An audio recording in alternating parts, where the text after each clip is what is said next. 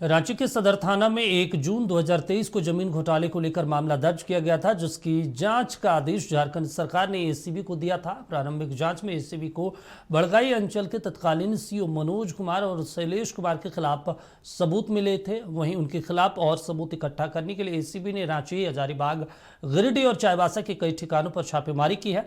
रांची के बरियातू में Archie enclave में मनोज कुमार का परिवार रहता है, जिसमें एसीबी ने छापेमारी की है, जिसमें एसीबी के हाथ कई अहम दस्तावेज लगे हैं, जिसके आधार पर एसीबी आगे की कार्रवाई करेगी। वर्तमान में शैलेश कुमार हजारीबाग एसडीओ है, जबकि मनोज कुमार चाईबासा के अंचल में सीओ के पद पर कार्यरत हैं। एंटी करप्शन ब्यूरो ने राजधानी रांची समेत गिरिडीह, हजारीबाग और चाईबासा में जो बड़गाई के तत्कालीन सीओ रहे थे उनके ठिकानों पर छापेमारी की है। राजधानी रांची के बरियातू रोड, बरियातू थाना क्षेत्र में आर्ची इनक्लेव में मनोज कुमार का आवास है, जहां पर एसीबी की टीम सुबह से ही पहुंची थी और छापेमारी की गई है।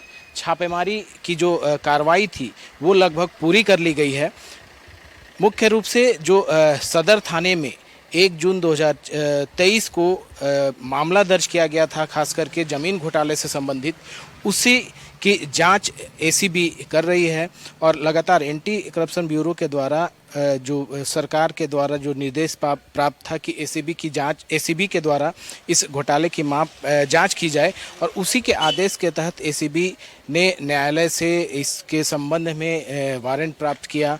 और वारंट प्राप्त करने के बाद जो तलाशी अभियान है, जो छापेमारी अभियान है, वो लगातार जारी है। और इसी के तहत जो यहाँ पर आर्ची इनक्लेव में भी जो एसीबी की टीम है वो पहुंची और यहाँ पर मनोज कुमार का आवास है। वहीं वो मनोज कुमार और शैलेश कुमार दोनों बड़गाई के तत्कालीन सीओ रह चुके हैं।